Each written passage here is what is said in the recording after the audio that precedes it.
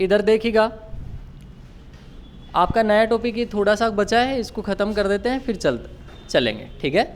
देखना भाई, एक तरफ लिखना है आपको कार्बन की संख्या, दूसरी तरफ क्या है इनके पूर्व लगन। आपने पढ़ा होगा बेटा, कार्बन जो होता है, इस कार्बन में श्रृंखलन का गुण पाया जाता है। किसका भाई? श्रृंखलन का गुण पाया जाता है। कई बार आपने देखा होगा कि यूं आपको लिखा हुआ मिलता है, ठीक है, यहाँ हाइड्रोजन, यहाँ हाइड्रोजन, इन सभी से, है ना, ऐसे देखा है बेटा? अरे देखा है कि नहीं? ऐसे देखा होगा, ठीक है। तो यहाँ पर 1 2 3 4 5 6 कार्बन जुड़े हैं, तो 6 के लिए हम क्या यूज़ करते हैं? हेक्स। क्या यूज़ कर लेते हैं? हेक्स। तो यहाँ पर कार्बन 1 के लिए हम क्या यूज़ करें बेटा? मेथ। क्या यूज़ करेंगे? मेथ। उसके बाद में 2 के लिए एथ, 3 के लिए प्रोप, 4 के लिए ब्यूट, 5 के लिए भाई पेंट, 6 के लिए हेक्स, 7 के लिए हेप्ट, 8 के लिए ऑक्ट, 9 के लिए नॉन और 10 के लिए डेक, ठीक है। लिख लो आप, इसको काम आएगा।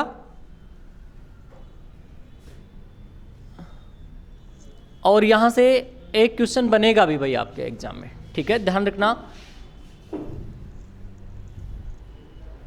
चाहे आप दिल्ली पुलिस का एग्ज़ाम दें, एलडीसी का एग्ज़ाम दें, ठीक है, और चाहे टीचर का एग्ज़ाम दें, अन्य वैकेंसियाँ कोई भी हैं, सभी में इस कार्बन को पूछा जाता है। कार्बन और इसके महत्वपूर्ण यौगिकों के बारे में पूछा जाता है। जहाँ से रियल में क्वेश्चन बनता है वो टॉपिक अब हम इसी में पढ़ेंगे आगे, ठीक है। क्या क्या चीज़ें होती हैं ये सारी बातें अपन पढ़ेंगे, ठीक है। ये लिख लो आराम से।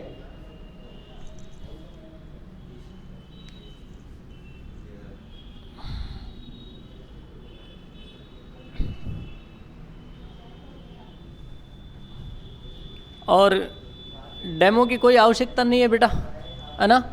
बनते हैं कि नहीं क्वेश्चन बनते हैं। अभी सीईटी का पेपर दे के आए हैं आप, है ना, ग्रेजुएशन लेवल वाला पेपर दे के आए हैं, और आप देख रहे हैं कि जो भी आपको 5-7 दिन में मैराथन क्लासें पढ़ाई गई हैं उनसे बाहर कोई भी क्वेश्चन नहीं है ना। तो आराम से डोंट वरी होके पढ़ें, ठीक है भाई। चलो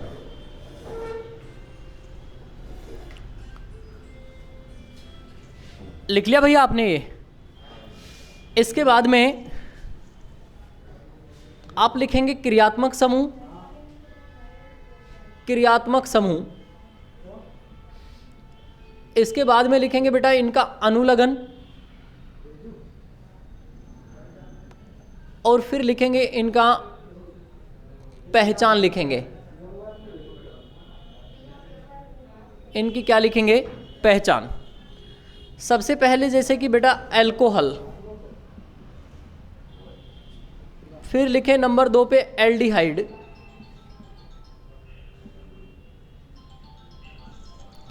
एल्डिहाइड। तीसरे नंबर पे लिखे कीटोन, और इसके बाद में लिखें बेटा कार्बोक्सिलिक अम्ल।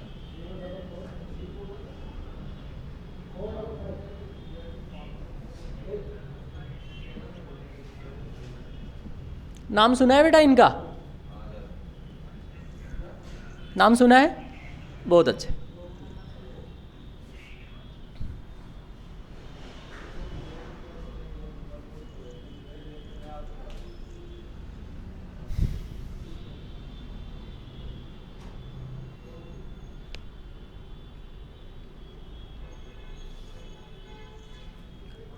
अल्कोहल के लिए अनुलग्न यूज करते हैं ऑल, एल्डिहाइड के लिए एल्डी, कीटोन के लिए कीटो, कीटो को कीटोन ऑन कह देंगे। क्या कह देंगे? ऑन। और कार्बोक्सिल ओइक अम्ल, ओइक, ठीक है। पहचान जहाँ पर ऑल होगा बेटा वो क्या लिखा हुआ मिलेगा आपको, OH, ठीक है। एल्डिहाइड के लिए क्या लिखा हुआ मिलेगा, CHO। ओन के लिए क्या लिखा हुआ मिलेगा, CO। क्या लिखा हुआ मिलेगा, CO। और ओइक अम्ल के लिए क्या लिखा हुआ मिलेगा, COOH। लिख लो।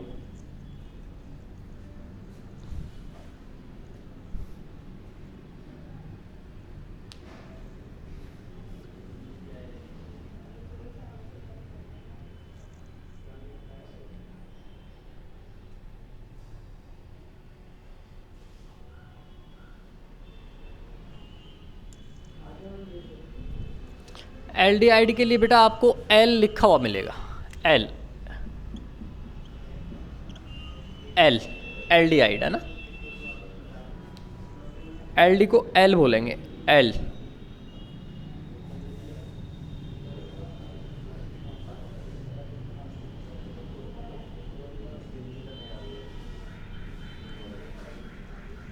L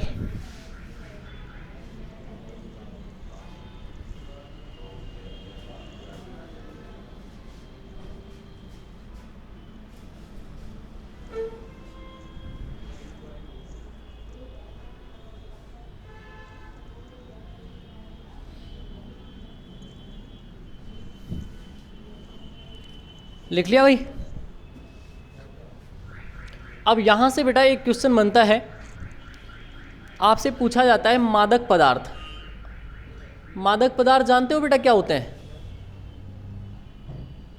अरे जो नशीले पदार्थ होते हैं ना, पेय पदार्थ जैसे कि शराब वगैरह ना। मादक पदार्थों में बेटा किसका उपयोग किया जाता है? एथेनॉल। किसका किया जाता है? एथेनॉल का। तो नोट डाल करके लिखेंगे आप, मादक पदार्थों में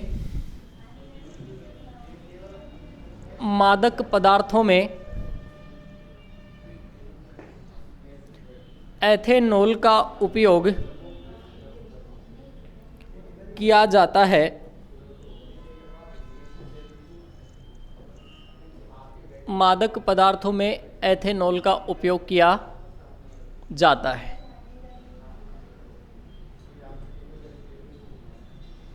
मादक पदार्थों में किसका उपयोग किया जाता है बेटा?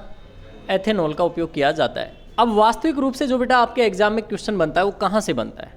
यहाँ से बनेगा। लिखेंगे कार्बन के अन्य यौगिक।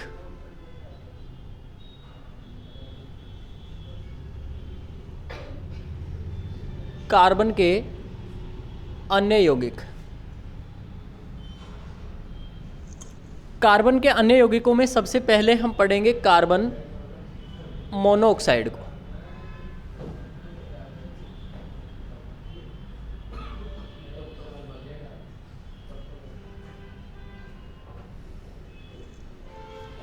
कार्बन मोनोऑक्साइड, ठीक है। ये जो होता है ये वाला, ये क्या होता है? कोबाल्ट होता है। यहाँ पर C और इसके बराबर O लिखा हुआ मिलेगा, ये क्या मिलेगा? Carbon monoxide. और ये क्या होता है? कोबाल्ट होता है, ठीक है। ध्यान रखेंगे इस बात का। तो कार्बन मोनोऑक्साइड, और इसके बाद में पढ़ेंगे बेटा अपन क्या? CO2। CO2 से भी बहुत अच्छा क्वेश्चन बनता है, कार्बन मोनोऑक्साइड से भी बहुत अच्छा क्वेश्चन बनता है। यहाँ से सिर्फ एक ही क्वेश्चन पूछा जाता है। क्या बनता है? कार्बन मोनोऑक्साइड दोस्तों आप जानते हैं क्या है? एक गैस है और सबसे जहरीली गैस है। क्या है भाई? ये सबसे जहरीली गैस है। लिखना नहीं है, अभी सुनोगे। कार्बन मोनोऑक्साइड दुनिया की सबसे जहरीली गैस है। आप जानते हैं बेटा हमारे शरीर में क्या है? ब्लड है। अरे जानते हैं कि नहीं? रक्त। रक्त एक तरल संयोजी उत्तक होता है जिसकी pH कितनी होती है बेटा? 7.4 होती है। और यदि हमारे शरीर में 0.2 की भी तापमान में वृद्धि होती है, 0.2 की भी तापमान में क्या होती है? वृद्धि होती है, तो मान के चलना कि व्यक्ति मौत का शिकार बन सकता है। किसका शिकार बन सकता है? मौत का शिकार बन सकता है। 0.2 की भी क्या हो जाए? मात्रा हो जाए। बोला कि टेम्परेचर बहुत ज़्यादा हो रहा है ना। यदि 0.2 भी बढ़ जाता है ना, तो मान के चलना कि व्यक्ति की क्या हो जाएगी? डेथ हो जाएगी। हाँ वही है। अब सुनना, अगर आपसे आंसू की pH पूछ ली जाए तो भी कितनी होती है? 7.4 ही होती है। आंसू की पीएच कितनी होती है? 7.4 ही होती है। सारी पीएच जितनी भी होती है वो मैंने आपको लिखवा रखा है, ठीक है। अब देखिएगा बेटा, आपको मालूम है कि हमारे शरीर में हीमोग्लोबिन क्या है? एक वर्णक है, जिसको अपन किससे लिखते हैं? HB से, जिसको हम पिगमेंट कहते हैं। इंग्लिश मीडियम से हो या हिंदी मीडियम से? इंग्लिश मीडियम से। पिगमेंट को कहते हैं बेटा वर्णक। क्या कहते हैं?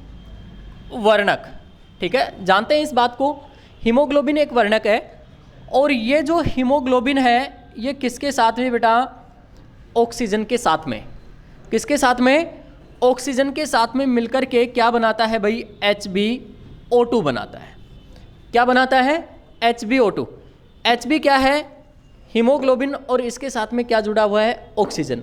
तो ऑक्सी हीमोग्लोबिन क्या बना है बेटा? Oxy haemoglobin. ऑक्सी हीमोग्लोबिन बना है। अब ये जो ऑक्सी हीमोग्लोबिन है ये जितनी जल्दी बना है, कैसे बना है? ये हीमोग्लोबिन इसके साथ में क्या कर रहा है बेटा? रिएक्शन कर रहा है। सुन रहे हो? इसी आधार पर बेटा हमारे शरीर में जो हीमोग्लोबिन होता है, क्या होता है भाई? हीमोग्लोबिन HB, ये किसके साथ में मिलकर के बेटा? CO के साथ में मिलकर। CO बोले तो कार्बन मोनोऑक्साइड, इसके साथ में मिलकर के ये कार्बोक्सी हीमोग्लोबिन का निर्माण करता है। किसका निर्माण करता है? कार्बोक्सी हीमोग्लोबिन का निर्माण करता है। और जितनी जल्दी रिएक्शन हीमोग्लोबिन के साथ में कौन कर लेती है? ऑक्सीजन। कहीं उससे 250 गुना अधिक, 250 गुना अधिक जल्दी रिएक्शन कौन करता है बेटा? कार्बन मोनोऑक्साइड करता है। किसके साथ में? हीमोग्लोबिन के साथ। अब क्या होता है कि हमारे शरीर में जो रक्त प्रवाहित हो रहा है, जो ब्लड प्रवाहित हो रहा है, आपको मालूम है इसमें ऑक्सीजन भी है। क्या है बेटा? ऑक्सीजन। तो धीरे धीरे अपने शरीर में किसका प्रवेश हो गया है बेटा? कार्बन मोनोऑक्साइड का प्रवाह हो गया है। और ये कार्बन मोनोऑक्साइड धीरे धीरे क्या करेगी? ऑक्सीजन की मात्रा को बिल्कुल क्या कर देगी? कम कर देगी। और आप ये बात जानते हैं, यदि हमें पानी नहीं मिले, ऑक्सीजन नहीं मिले, तो आपको मालूम है हमें चक्कर आने लगते हैं। आपने देखा होगा कि पर्वतारोही जो होते हैं, पर्वतों पर चढ़ने वाले जो लोग होते हैं, वो अपने पीछे क्या लेके जाते हैं बेटा? ऑक्सीजन सिलेंडर लेके जाते हैं। क्योंकि आपको मालूम है वहाँ पर जैसे जैसे हम ऊंचाई पर जाते हैं तो ऑक्सीजन की मात्रा में क्या आती है? कमी आती है। और हमें क्या चाहिए भाई? ऑक्सीजन चाहिए जीवित रहने के लिए। समझ रहे हो ना? और ऑक्सीजन नहीं मिलेगी तो आपको मालूम है बेटा चिड़चिड़ापन होगा, उल्टियाँ होंगी, है ना।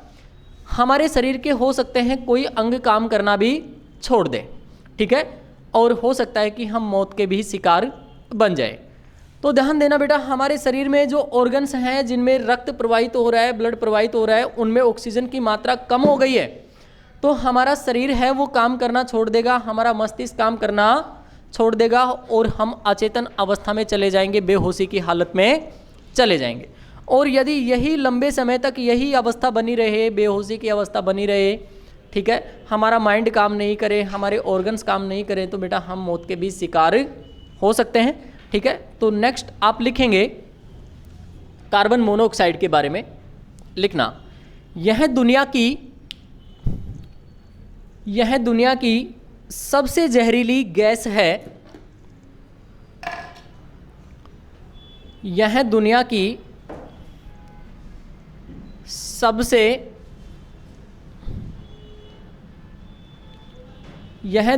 सबसे जहरीली गैस है। लिख लिया भाई। नेक्स्ट लिखना कार्बन मोनोऑक्साइड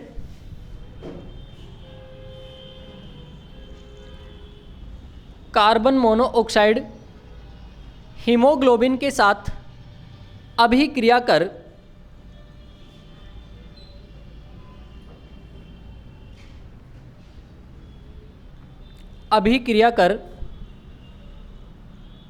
रक्त में से ऑक्सीजन की मात्रा को, रक्त में से O2 की मात्रा को, O2 की क्वांटिटी को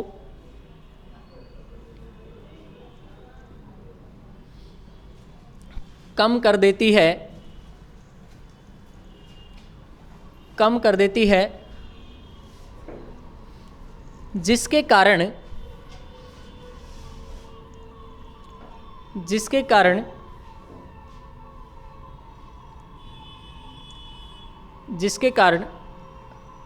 शरीर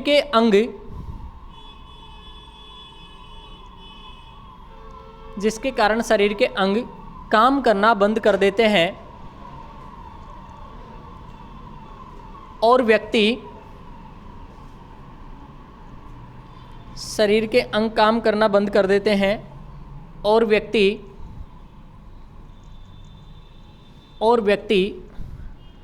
अचेतन अवस्था में या बेहोशी की अवस्था में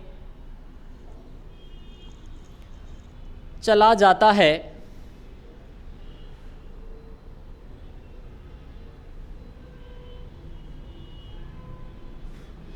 ठीक है, नेक्स्ट एरो से लिखेंगे, लिखना लंबे समय की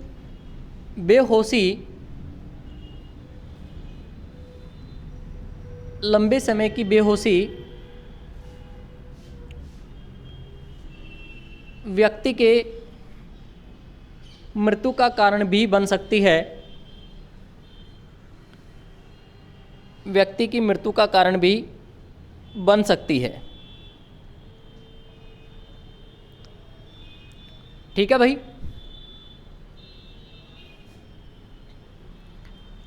अब यहां से बेटा आपसे एक क्वेश्चन पूछा जाता है, यदि कार्बन मोनोऑक्साइड के साथ में अपन किसको मिलाएं? हाइड्रोजन को मिलाएं। किसको मिलाएं भाई? हाइड्रोजन को। और इसी कार्बन मोनोऑक्साइड में के साथ में हम किसको मिला दें? नाइट्रोजन को मिला दें। तो यहां से पूछा जाता है कि प्रोड्यूसर गैस कौन सी है? कौन सी भाई? प्रोड्यूसर गैस कौन सी है और वाटर गैस कौन सी है? वाटर गैस कौन सी है? तो आपको कहीं ऐसा लिखा हुआ मिल जाए, कार्बन मोनोऑक्साइड के साथ में कौन जुड़ रहा है भाई? हाइड्रोजन H2 जुड़ रहा है, तो ये क्या है? वाटर गैस है। कौन सी है? Water gas. और जहां पर कार्बन मोनोऑक्साइड के साथ में नाइट्रोजन N2 लिखा हुआ मिल जाए, वो कौन सी है? प्रोड्यूसर गैस है। कौन सी गैस है बेटा? Producer gas. तो लिखना कार्बन मोनोऑक्साइड प्लस H2 पूछा जाने वाला क्वेश्चन है बेटा। Carbon monoxide plus H2 CO plus H2 CO plus H2 water gas, और लिखेंगे CO plus N2 producer gas.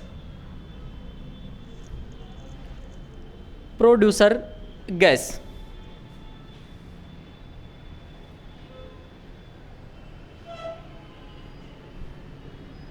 ठीक है, ध्यान रखें, नोट लगा कर लिखना जब कार्बन का ऑक्सीजन की कमी में, जब कार्बन का ऑक्सीजन की कमी में दहन होता है, दहन को हम बर्न कह सकते हैं। ठीक है भाई, दहन होता है तो कार्बन मोनोऑक्साइड का निर्माण होता है। तो किसका निर्माण होता है भाई? कार्बन मोनोऑक्साइड का निर्माण होता है। क्लियर है? जब हम कार्बन को किसकी कमी में बेटा? ऑक्सीजन की कमी में जलाएंगे तो क्या बनेगा? कार्बन मोनोऑक्साइड बनेगा। ठीक है, इसीलिए कहते हैं हमारे बुजुर्ग कि रात्रि को आपको बंद कमरे में हीटर चला करके नहीं सोना चाहिए। क्या नहीं सोना चाहिए भाई? हीटर चला करके नहीं सोना चाहिए। ठीक है, क्योंकि आपको मालूम है जब कार्बन का क्या होगा, कार्बन मोनोऑक्साइड का ऑक्सीजन की अनुपस्थिति में या फिर कमी में क्या होगा? दहन होगा। तो किसका विकास होगा? Carbon monoxide. और कार्बन मोनोऑक्साइड है यह हमारे हीमोग्लोबिन के साथ में ऑक्सीजन की अपेक्षा 250 गुना अधिक क्या करती है? जल्दी रिएक्शन करती है और हमारे शरीर में O2 के प्रवाहित होने की क्षमता को धीरे धीरे क्या कर देती है, नष्ट कर देती है। हमारा जो शरीर होता है वो अचेतन अवस्था में चला जाता है, बेहोशी की अवस्था में चला जाता है। और बेहोशी की जो हालात है यदि लंबे समय तक बनी रही है तो हमारी यह मृत्यु का कारण भी बन सकती है। ठीक है भाई। उसके बाद में मैंने बात की है कि जब कार्बन मोनोऑक्साइड को हम H2 के साथ में, तो यहाँ पर किसका निर्माण होता है भाई, वाटर गैस का। किसका निर्माण होता है, वाटर गैस का। और जब कार्बन मोनोऑक्साइड को किसके साथ भाई, N2 के साथ में मिलाते हैं तो क्या बनती है, प्रोड्यूसर गैस। कौन सी गैस बनती है भाई, प्रोड्यूसर गैस। और अंत में एक बात आपने लिखी है कि कार्बन का जब हम ऑक्सीजन की कमी में दहन करते हैं तो क्या बनता है बेटा, कार्बन मोनोऑक्साइड बनता है। ठीक है। तो ये था बेटा आपका कार्बन मोनोऑक्साइड। इसके बाद में लिखना CO2, कार्बन डाइऑक्साइड। कार्बन के यौगिक हैं ये। एग्जाम में बहुत अच्छे अच्छे क्वेश्चन बनते हैं यहाँ से, और भगवान करे आपके एग्जाम में यहाँ से क्वेश्चन बने भाई। ठीक है। चलो लिखना CO2, इसका नाम आप लिख सकते हैं कार्बन डाइऑक्साइड।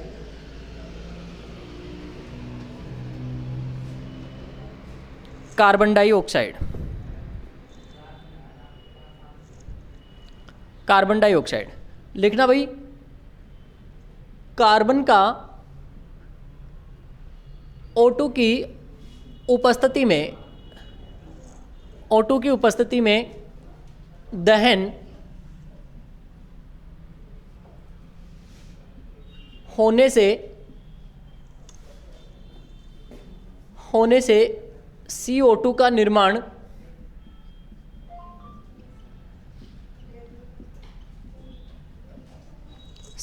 निर्माण होता है। जब हम कार्बन को ऑक्सीजन की उपस्थिति में जलाते हैं या इसका दहन करवाते हैं तो बेटा क्या बनता है, कार्बन डाइऑक्साइड बनता है, CO2 बनती है। क्या बनती है भाई, CO2 बनती है। ठीक है। इतनी सी बात आप याद रखेंगे। अब उसके बाद में ध्यान देना बेटा, आपने एक बिंदु पढ़ा होगा फोटोसिंथेसिस। क्या पढ़ा होगा भाई, फोटोसिंथेसिस। क्या होता है बेटा, फोटोसिंथेसिस को हम बोलते हैं प्रकाश संश्लेषण। क्या बोलते हैं भाई, प्रकाश संश्लेषण कहते हैं। प्रकाश संश्लेषण, प्रकाश संश्लेषण की क्रिया में बेटा दो चीजें आवश्यक होती है। एक तो पर्णहरित, जिसको क्लोरोफिल बोलते हैं। क्या होता है भाई, पर्णहरित। और एक होता है सूर्य का प्रकाश। ये होने बहुत जरूरी है। एक तो क्लोरोफिल और एक सूर्य का प्रकाश जो है ये बहुत ज़्यादा जरूरी है। यदि ये नहीं होंगे तो प्रकाश संश्लेषण की प्रक्रिया भी पूर्ण नहीं होगी। साथ में CO2 भी नहीं होगा तो भी प्रकाश संश्लेषण की प्रक्रिया जो होती है वो पूर्ण नहीं होगी। चलो अब मेरा आपसे एक क्वेश्चन है। क्वेश्चन ये है बेटा, मैं आपसे ये कह दूं कि सजीव जो होते हैं श्वसन की क्रिया में, श्वसन को क्या बोलते हैं बेटा, रेस्पायरेशन कहते हैं। श्वसन की क्रिया में कौन सी गैस ग्रहण करते हैं, O2, CO2, N2, सभी, या फिर आप कह सकते हैं इनमें से कोई नहीं।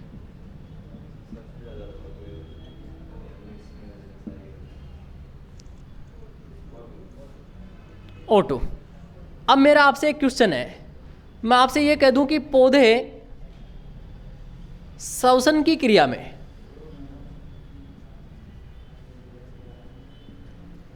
कौन सी गैस ग्रहण करते हैं, O2, CO2, N2, D option है कोई नहीं। हाँ बेटा CO2। हाँ भाई खुशी, CO2। हाँ बेटा CO2, CO2, O2। हाँ बेटा CO2। Very good. तू गधा है क्या, है भाई? आप कहाँ से पढ़ के आए हो कि CO2 ग्रहण करता है बेटा? यही पढ़ के आए हो ना कि हम क्या लेते हैं भाई, ऑक्सीजन लेते हैं और पौधों को बदले में क्या दे देते हैं, CO2 दे देते हैं। तो श्वसन की क्रिया में पौधे जो होते हैं वो कौन सी गैस ग्रहण करते हैं, CO2। सही बात, आप यही पढ़ के आए, लेकिन इसका जो वास्तविक आंसर होगा वो क्या होगा बेटा, O2 ही होगा। क्या होगा, O2। प्रकाश संश्लेषण की क्रिया के दौरान जो प्लांट होते हैं वो क्या लेते हैं बेटा, CO2। क्या लेते हैं? CO2 और बदले में हमें क्या देते हैं? O2 देते हैं, ठीक है ना। तो प्रकाश संश्लेषण की क्रिया के दौरान जो पौधे होते हैं वो कौन सी गैस को ग्रहण करते हैं? CO2 को। और यदि आपसे पूछा जाए कि पौधे श्वसन की क्रिया में कौन सी गैस को ग्रहण करते हैं, तो कौन सी गैस को ग्रहण करते हैं? O2 को ग्रहण करते हैं। ध्यान रखना, एक बार एग्जाम में पूछ लिया गया है कि जो CO2 गैस होती है, कार्बन डाइऑक्साइड जो गैस होती है, इसकी नेचर कैसी होती है, इसकी प्रकृति कैसी होती है? अम्लीय होती है, क्षारीय होती है, या फिर दोनों होती है, या फिर कोई भी नहीं होती है? इनमें से कोई नहीं। अम्लीय होगी, क्षारीय होगी, या फिर अम्लीय क्षारीय दोनों होगा, या फिर दोनों ही नहीं होगा?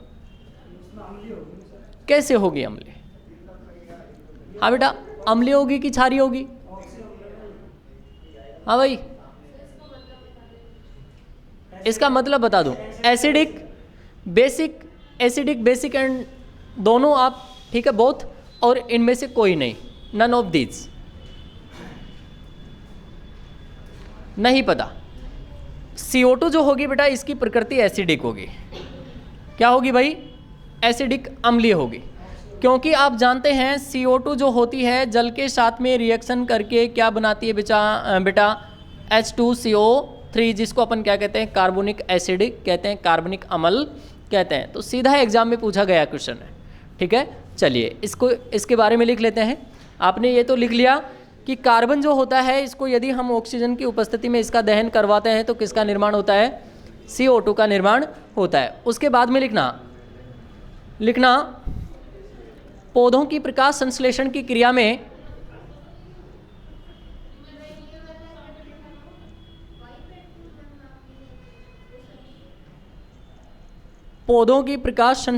क्रिया में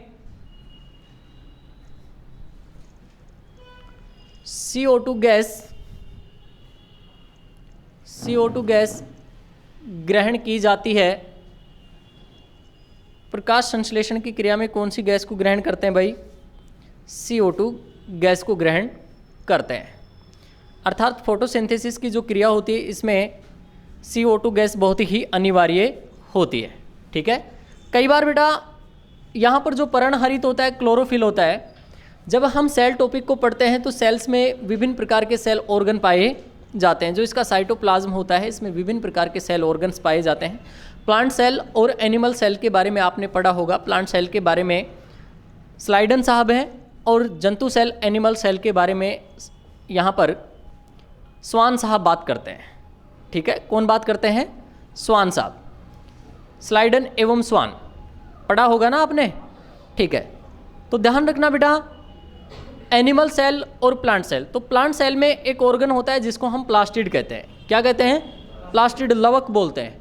और ये जो प्लास्टिड होते हैं, इसकी खोज जो की थी वो किसने की थी? H.S. हैकल नामक वैज्ञानिक ने की थी। किसने की थी भाई? H.S. हैकल ने। और इसका जो नाम दिया था वो सिम्पर नामक वैज्ञानिक ने दिया था। अब जो प्लास्टिड होते हैं, इनको 3 भागों में बांटा गया है। एक तो होते हैं क्लोरोप्लास्ट, एक होते हैं क्रोमोप्लास्ट, और एक होते हैं ल्यूकोप्लास्ट, ठीक है। समझ रहे हो ना? क्लोरोप्लास्ट को अपन क्या कहते हैं बेटा? पर्णहरित कहते हैं। क्या कहते हैं? हरित लवक कहते हैं, ठीक है। वर्मी या फिर क्लोरोप्लास्ट कहें तो इसको वर्णी लवक कहते हैं। क्या कहते हैं भाई? वर्णी लवक। और एक होता है ल्यूकोप्लास्ट, जिसको अवर्णी लवक कहते हैं। किसी भी प्रकार के रंग मौजूद नहीं होंगे। वर्णी लवक है, इनमें विभिन्न प्रकार के रंग मौजूद होंगे। जैसे कि आपसे सीधा पूछ लिया जाता है, टमाटर में कौन सा वर्णक या पिगमेंट पाया जाता है? कौन सा होता है बेटा? लाइकोपीन होता है। कौन सा होता है? लाइकोपीन वर्णक, ठीक है। आपसे पूछ लिया जाए कि सेव का लाल रंग किस वर्णक की उपस्थिति के कारण होता है, किस पिगमेंट की उपस्थिति के कारण होता है? एंथोसाइनिन। किसके कारण बेटा? एंथोसाइनिन। और आपसे पूछ लिया जाए कि भाई पत्तियों का जो हरा रंग होता है वो किस वर्णक की उपस्थिति के कारण होता है? क्लोरोप्लास्ट के कारण। किसके कारण भाई? क्लोरोप्लास्ट के कारण। अब आपसे ये पूछा जाता है कि क्लोरोप्लास्ट या पर्णहरित जो होता है, इसमें एक मेटल भी पाई जाती है, एक धातु भी पाई जाती है। वो धातु कौन सी होती है? मैग्नीशियम होती है। कौन सी होती है बेटा? मैग्नीशियम, ठीक है। ध्यान रखें। तो नोट डाल करके लिखना, एक क्वेश्चन ये जो आपसे एग्जाम में पूछा जाता है, लिखना क्लोरोप्लास्ट में या पर्णहरित में क्लोरोप्लास्ट या पर्णहरित में मैग्नीशियम धातु Mg मेटल Mg मैग्नीशियम धातु पाई जाती है।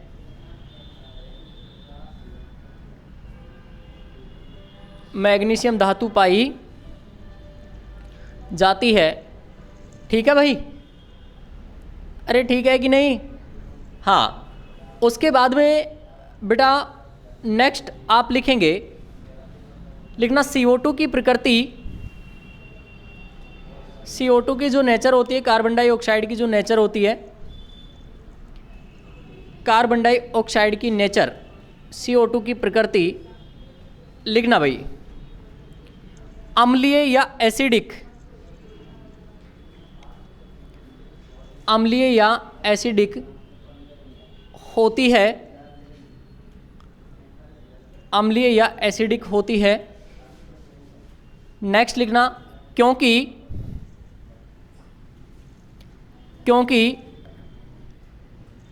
लिखना CO2 प्लस H2O बराबर लिखना, ये करके तीर का निशान लगा करके H2CO3, और इसको कहते हैं carbonic acid, carbonic acid, carbonic acid, कार्बनिक अम्ल, कार्बोनिक एसिड, कार्बनिक अम्ल।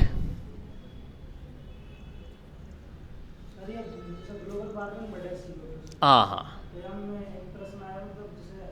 दिखाओ दिखाओ, कौन सा क्वेश्चन है? आर्टिफिशियल रेनिंग, कृत्रिम वर्षा और क्लाउड सीडिंग के लिए सबसे अधिक इस्तेमाल किए जाने वाला, हाँ ये तो सही है, AGI है इसमें।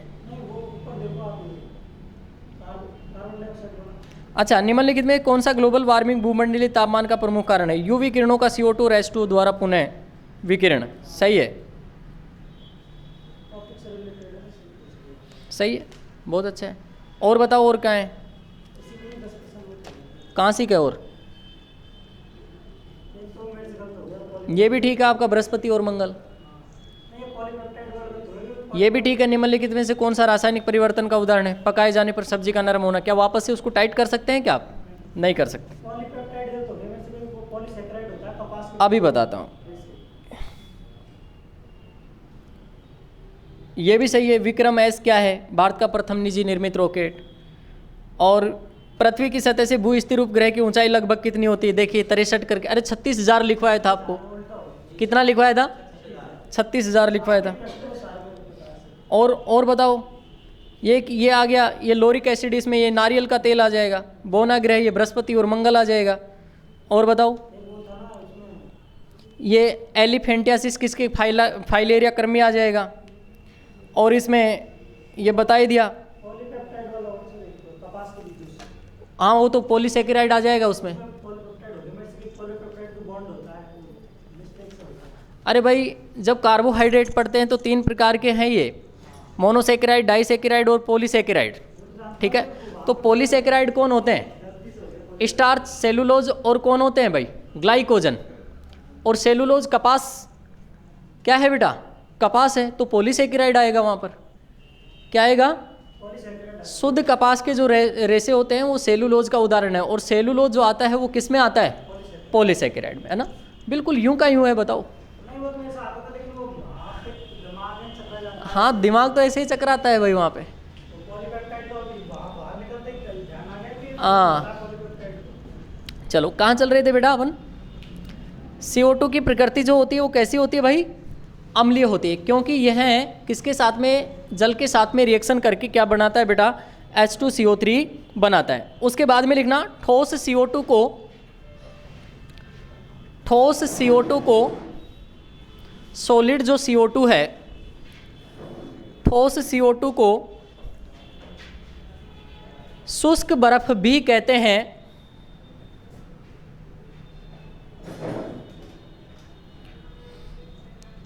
ठोस CO2 को शुष्क बर्फ भी कहते हैं क्योंकि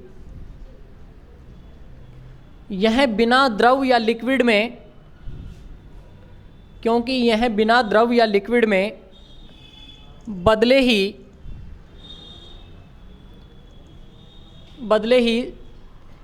वाष्पीकृत हो जाती है। क्या हो जाती है भाई?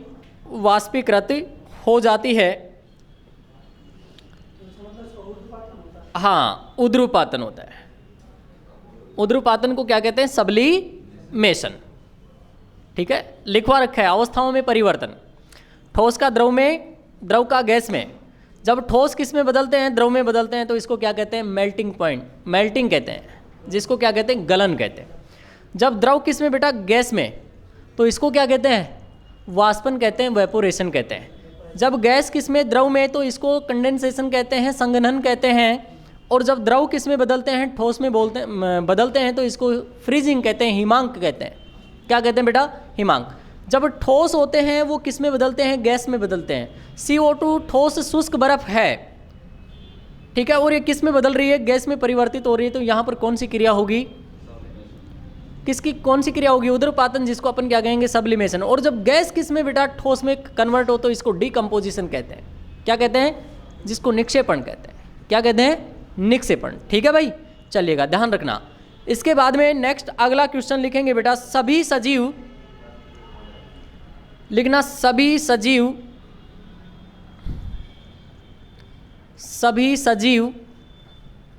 श्वसन की क्रिया में,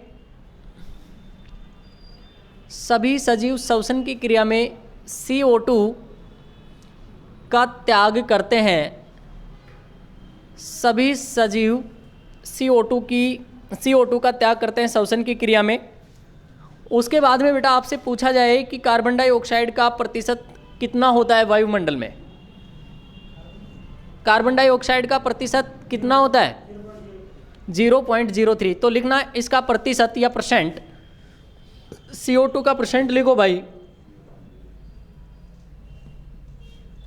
CO2 का परसेंट या प्रतिशत लिखना 0.03। सीधा लिखा हुआ मिलता है एग्जाम में, ध्यान रखना, 0.03%। सीधा एग्जाम में रखा हुआ मिलता है 0.03%। ठीक है भाई, चलेगा। इसके बाद में एक क्वेश्चन आप और नोट करें, लिखना दीवारों पर की गई सफेदी, दीवारों पर की गई सफेदी,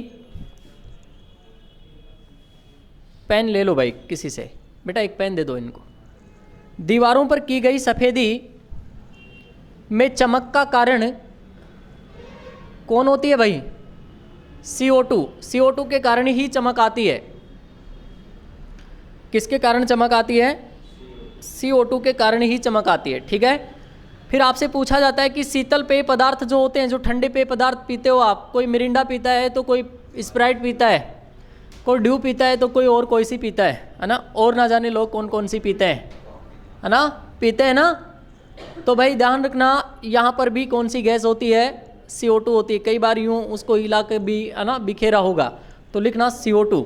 शीतल पेय पदार्थों में, नेक्स्ट लिखना शीतल पेय पदार्थों में, शीतल पेय पदार्थों में CO2 गैस भरी होती है। ठीक है भाई, उसके बाद में यहां से एक क्वेश्चन और बनता है, GHE क्या होता है? ये GHE ग्रीन हाउस इफेक्ट, हरित गृह प्रभाव जो है, इसकी जो प्रमुख गैस है वो कौन सी है? CO2। प्रतिशत पूछे तो 60%। हरित गृह प्रभाव जो होता है, इसमें जो CO2 का प्रतिशत होता है वो कितना होता है? 60% होता है। और बेटा आपसे एक क्वेश्चन और पूछा जाता है, मैं पहले भी बता चुका हूँ आपसे, अम्लीय वर्षा, एसिडिक रेन, या फिर एसिडिक या एसिड रेन बोलते हैं अपन, अम्लीय वर्षा, इसमें जो प्रमुख प्रदूषक होता है वो कौन होता है? SO2, जिसको अपन क्या कहते हैं? सल्फर डाइऑक्साइड कहते हैं। ठीक है, ध्यान रखेंगे, कौन होता है भाई? सल्फर डाइऑक्साइड होता है। उसके बाद में बेटा अगला क्वेश्चन लिखें आप, बेकिंग सोडा। बेकिंग सोडा को मैंने लिखवाया था, क्या होता है निखिल, क्या नाम है आपका, क्या नाम है? हाँ विजेंद्र। विजेंद्र, बेकिंग सोडा का अणुसूत्र लिखवाया था मैंने, क्या था? NaHCO3। और एक लिखवाया था दावन सोडा, Na2CO3। और इसको जो 7 तारीख की सेकंड पारी का एग्जाम था, किसका भाई? आपका जो CET का एग्जाम पेपर है सेकंड पारी का, उसमें पूछ लिया गया है दावन सोडा। ठीक है, इसके साथ में 10H2O और लिख रखा था। ठीक है, धावन सोडा है, 10H2O इसका रासायनिक अणुसूत्र होता है, या फिर Na2CO3 होता है। ठीक है, मैंने लिखवाया था, चिल्ला चिल्ला करके कहा था बेटा स्टार मार्क लगाओ, स्टार मार्क लगाओ, आपसे एग्जाम में पूछा जा सकता है। ठीक है, और इसका उपयोग मैंने लिखवाया था कि जल की स्थायी कठोरता को दूर करने में किसका उपयोग किया जाता है? धावन सोडा या सोडियम कार्बोनेट का क्या किया जाता है? उपयोग किया जाता है। बताओ अब इससे ज़्यादा मैं क्या करूँ आपके लिए? हाँ वो भी लिखवाया था कि नहीं है भाई? इससे ज़्यादा क्या करूँ, है ना? हो गया बिलीव आपको, है ना? आगे जो एग्ज़ाम दोगे ना उनमें भी ऐसा ही होगा, है ना? अरे 10 क्वेश्चन आपके कितना वेटेज है, क्वेश्चन भी बहुत मायने रखता है। ऐसे एक भी क्वेश्चन के ऊपर आरोप नहीं लगाओगे कि इसका कोई वेटेज नहीं था। अरे हो सकता है कुछ एक क्वेश्चन की वजह से आपकी मेरिट में आपका नाम नहीं आए, और हो सकता है कि वो एक क्वेश्चन आपको लाखों की संख्या में ऊपर लेके चला जाए। हाँ तो देख लो, 7-7, 8-8 प्रश्न पूछे जा रहे हैं, कम होते हैं क्या? अरे कम होते हैं क्या? 8 क्वेश्चन किसको कहते हैं? सारे हो गए ना सही, क्यों नहीं होंगे, है ना? मात्र 4 से 5 क्लासों में आपके सारे क्वेश्चन सही हो रहे हैं, है ना? आपको इसमें एक स्पेस टेक्नोलॉजी पढ़ाई है बेटा, उसमें से एक क्वेश्चन यूँ का यूँ आया है, जितने भी क्वेश्चन आ रहे हैं यूँ के यूँ आ रहे हैं, है ना? अरे बहुत सरल कहता था आपको, भूस्थिर कक्षा को लगाओ बेटा 36,000 पूछा जाएगा, पूछा गया, है ना? अब रिवीजन मैंने करवा तो दिया आपका रिवीजन, कोई बात नहीं, अब वो आपके पास समय नहीं था। तो बेटा NaCO3 क्या होता है, इसको भी पूछ लिया गया है, NaCO3 को भी पूछ लिया गया है। ये 8 तारीख का जो पेपर है ना, फर्स्ट शिफ्ट वाला, हाँ वो 4 पूछा था, लेकिन बेकिंग सोडा जो था ना उसमें इसका उपयोग दे रखा है किसमें बेटा? एंटा एसिड के रूप में। मैंने आपको क्या लिखवाया था बेटा? पेट की जब अम्लीयता बढ़ जाती है ना, एसिडिटी हो जाती है, तो पेट की अम्लीयता को दूर करने में किसका उपयोग किया जाता है? एंटा एसिड के रूप में बेकिंग सोडा का उपयोग किया जाता है। दोनों को लिखवाया था, चला दोनों ही पूछ लिया गया है।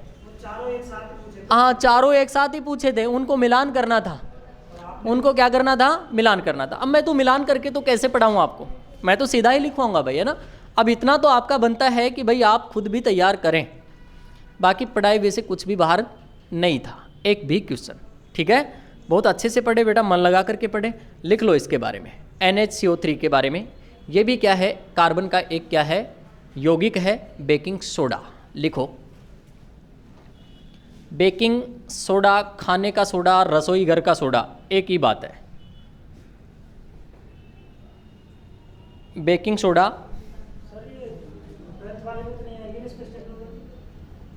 उसमें यार कॉमन दे तो रखा है, लेकिन आएगी उसमें भी, है ना? पूछेगा तो इससे बाहर नहीं पूछेगा, टेंशन मत लो। जब ग्रेजुएशन लेवल में ही कुछ नहीं पूछ रहा है तो वहाँ पर क्या पूछेगा? ठीक है, बेकिंग सोडा लिखना, इसका उपयोग लिखना बेटा एंटा एसिड के रूप में, या पेट की अम्लीयता को दूर करने में, एंटा एसिड के रूप में या पेट की अम्लीयता को दूर करने में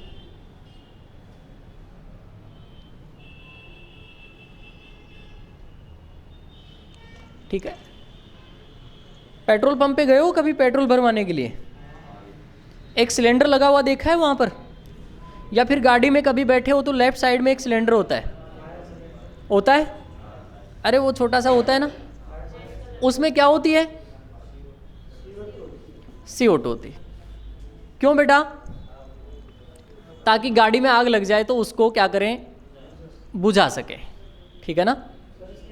पेट्रोल पंप पे आग लगा दें तो या लग जाए तो उससे बुझा सके, मतलब फर्स्ट एड हो जाए, बस काम चल जाए।